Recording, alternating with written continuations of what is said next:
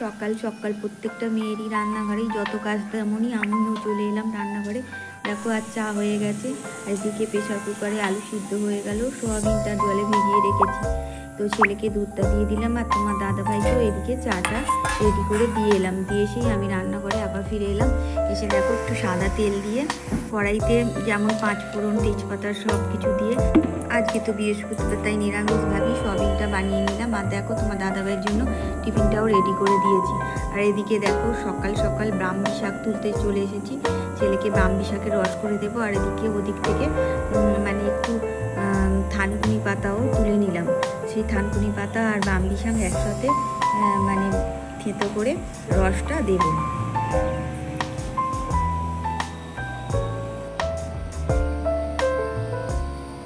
আর এদিকে দেখো থানকুনি পাতা হয়েছে, সেই থানকুনি পাতাগুলোও তুলতে এসেছি। আর তোলা মোটামুটি কমপ্লিট হয়ে গেছে। দেখো ভালো করে মগের জলে ধুয়ে দিচ্ছি, তারপর গামলায় করেও ধুয়ে নেবো, ছোট্ট যে গামলাটা তাতে করেও ধুয়ে নিলাম ভালো করে। কেমন আছে তোমরা? নিশ্চয়ই ভালো আছো, আর আমরাও ভালো আছি। আর এভরিডে লাইফস্টাইলে তোমাদের সাথে জানাই অনেক অনেক স্বাগত, অনেক অনেক শুভেচ্ছা। আজকে তো বুদ্ধ পূর্ণিমা, অনেকের বাড়িতেই পুজো হচ্ছে। তোমরা কারা কারা পুজো করছো অবশ্যই কমেন্টের মাধ্যমে আমাকে জানাবে। আর এখন ঘড়িতে বাজে হচ্ছে 8:20। চলো আগে স্নান সেরে পুজো করে নিই। আর কাজ তো অনেকেই বাকি আছে, তো সেগুলো পরে করবো। দেখো সকাল সকাল স্নানটা সেরে নিয়েছি, নিয়ে আর যে ভেজা জামা কাপড়গুলো, বাসি জামা কাপড় সব একেবারে নিয়ে ছাদে চলে এসেছি, কারণ অনেকগুলো জামা কাপড় হয়েছে। আর আগের দিনে পুজোর মঙ্গলবারের যে পুজোর মানে কাপড়টা সেটাও কেচে দিলাম, সব একেবারে কাচে নি মানে ধুয়ে দিলাম, কারণ আজকে বৃহস্পতিবার কাচবো না, কিন্তু মানে খাওয়া হয়ে গিয়েছিলো তাই একটু ধুয়ে দিলাম। তাই ভেজা জামা কাপড়গুলো ওপরে একেবারে মেলে দেবো। আর আবার তাড়াতাড়ি এগুলো নিয়ে চলে যাব, কারণ রোদ্দুরে বেশি থাকলে সব রং জ্বলে যাবে, তাই একটু পরে আবার নিয়ে চলে যাব। ব্লাউজটা দেখো আমি ছাওয়ার মধ্যে দিলাম। আর ওই মানে জামাটাও ভাবলাম যে একদম তারে যে আছে যে তারটা আর কি ছাওয়ার মধ্যে, সেই ছাওয়ার মধ্যেই দিয়ে দিলাম। এবার দেখো কাপড়টা দেবো, কাপড়টা ভালো করে মেলে দিয়ে আবার ক্লিপও আটকে দেবো, কারণ প্রচণ্ড হাওয়া হচ্ছে মাঝে মাঝে, সেই হাওয়াতে একদম নিচে পড়ে গেলে সাদা কাপড় তো ধুলো হয়ে যাবে, তাহলে আবার কেচে দিতে হবে। কিন্তু যেহেতু আজ বৃহস্পতিবার আর কাচবো না, সেই কারণেই ধুয়ে দিয়েছি।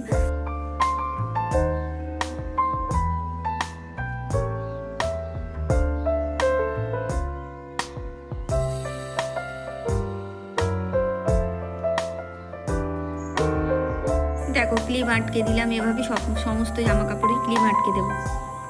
আজকে একটু ফল দিয়ে ঠাকুরকে পুজো দেবো, তাই দেখো ফলগুলো ধুয়ে নিলাম আর মুড়িটাও ধুয়ে নিয়ে চলে এলাম। তো এবার ফলগুলো কাটতে বসে পড়েছি। ফলগুলো একে একে কেটে নেব, নেওয়ার পর ছোটো ছোটো যে মানে থালা আছে ঠাকুরের, সেই থালাতে গুছিয়ে গুছিয়ে সব দিয়ে দেবো।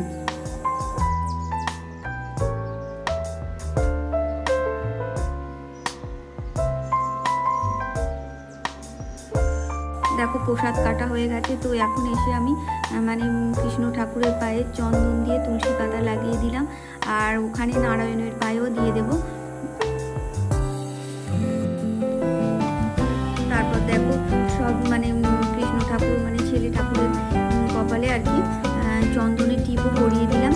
আর এদিকে তারপর হচ্ছে থালায় থালায় আতপ চাল দিয়ে দেবো, প্রত্যেকটা থালায় আতপ চাল দিয়ে দেবো, কারণ আজকে বৃহস্পতিবার ঠাকুরকে মানে আতপ চাল দিয়ে প্রসাদ নিবেদন করতে হয়, তাই থালায় থালায় আতপ চালগুলো দিয়ে দেবো।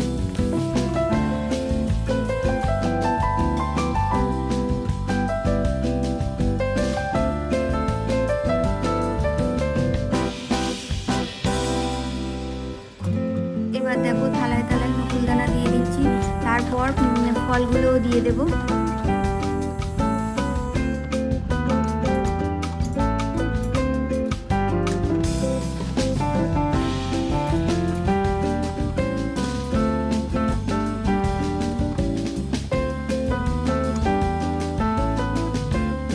দেখো নকুলদানা দেওয়া হয়ে গেছে। এবার 4 রকমের ফল আছে, 1 পিস করে সব থালাতে দিয়ে দেবো, তারপর যা থাকবে আবার ভাগ করে দিয়ে দেবো।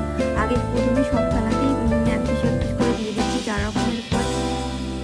আর বাইরে ওইখানে দেখো মনসা ঠাকুরকে দিয়ে আসবো, আর নারায়ণ আছে বলে ওইখানে থালাটায় আলাদা করে 2 পিস করে সব তুলে রাখলাম। আর এবার দেখো হনুমান ঠাকুরকেও দিয়ে দিলাম। এভাবে সমস্ত ঠাকুরকেই দিয়ে একে একে দিয়ে দেবো।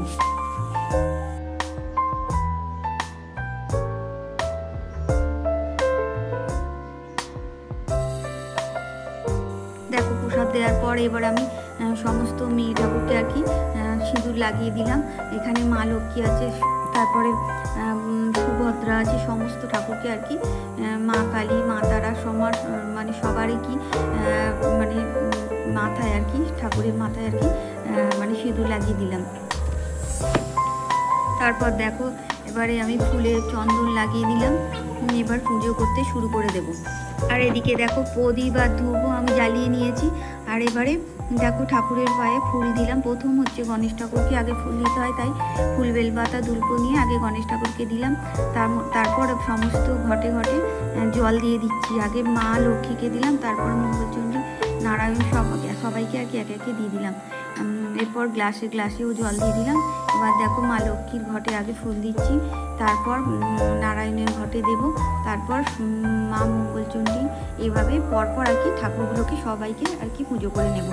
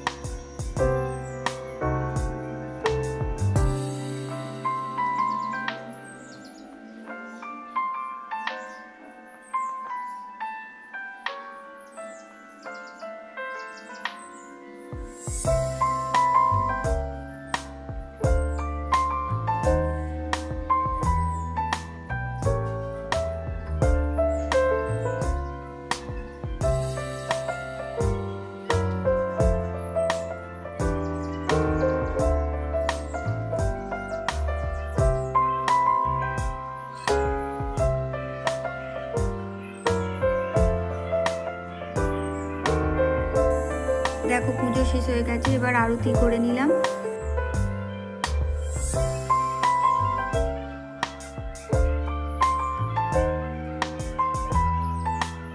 দেখো হনুমান ঠাকুরের পায়ে ফুল দিতে ভুলে গেছিলাম, তো প্রদীপটা নামিয়ে রেখে ফুলটা দিয়ে দিলাম।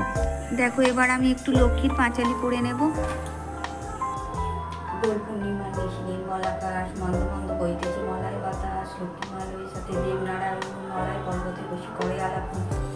মনে মনে ভাবে বধূ লক্ষ্মী কত সার্গিতে আসিয়া পুজো প্রতি বহুবার এরূপে মত্ত লক্ষ্মী বোধের প্রচার মনের পৃথিবীতে লক্ষ্মীপতি। দেখো আমার লক্ষ্মীর ব্রত কথা পড়া হয়ে গেছে, তো এবার আমি শাঁখটা বাজিয়ে পুজো শেষ করে দেব।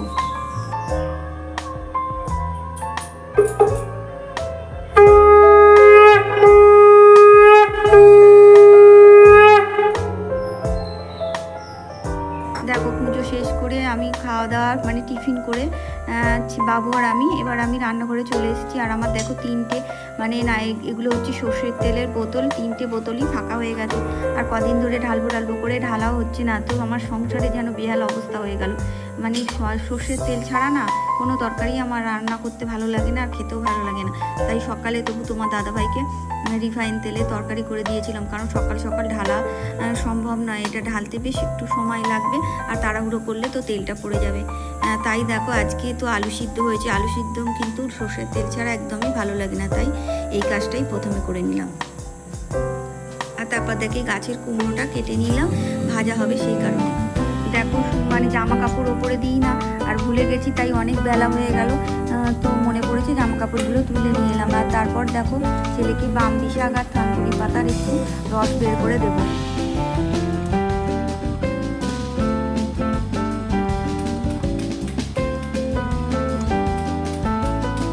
আর দেখো রস বের করে দেওয়ার পর দেখো আমি কাপড়টা একদম পাট করতে চলে এসেছি, সাদা কাপড় তো তারপরে ভাঁজ করে আলমারিতে তুলে রাখবো, আবার যেদিন পুজো হবে সেদিন বের করতে হবে। আমার প্রিয় দর্শক বন্ধু, তোমাদের জানাই অনেক অনেক শুভেচ্ছা।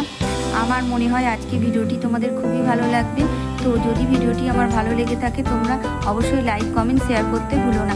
নতুন বন্ধুদের কাছে রইল সাবস্ক্রাইব করার অনুরোধ, আর পুরনো বন্ধুরা তো জানো সব কিছুই, লাইক কমেন্ট শেয়ার করতে ভুলো না।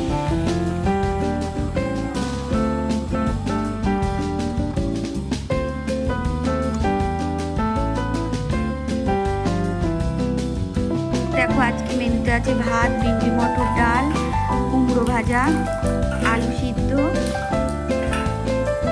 আর সয়াবিনের তরকারি। আর এদিকে হচ্ছে তোমার বামবি শাকের বড়া।